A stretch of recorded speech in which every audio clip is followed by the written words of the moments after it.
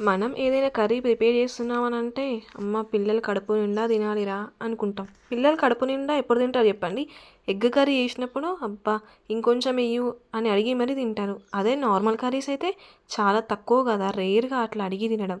మనం చేసిన కర్రీ వాళ్ళకి నచ్చితేనే ఇంకొకసారి రైస్ పెట్టుకొని తింటారు తప్ప, మనం నెక్స్ట్ టైమ్ ఇంకొకసారి ఏసినా గూడా వాళ్ళు తినరు గదా! గోకరకాయని డిఫరెంట్ డిఫరెంట్ టైప్స్‌గా ఉండొచ్చు గదా! గోకరకాయలో ఎగ్ వేసి ప్రిపేర్ చేస్తారు. నార్మల్‌గా గోకరకాయ ప్రిపేర్ చేస్తారు. అండ్ గోకరకాయ నువ్వుల పొడి చేస్తారు గదా! అబ్బా! మౌత్‌లో వాటర్ వచ్చేసిస్తాయి. అంత టేస్టీగా ఉంటుంది గదా!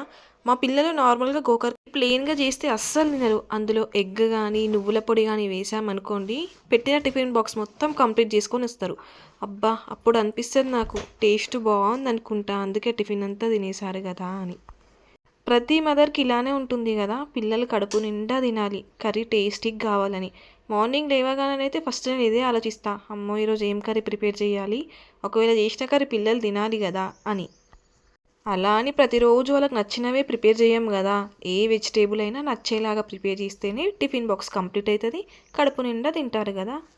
మీ పిల్లలు గూడా ఇంతేనా? వీడియో నచ్చితే ఒక్క లైక్ ఇవ్వండి. అలాగే సబ్స్క్రైబ్ చేసుకోండి. Thank you for watching.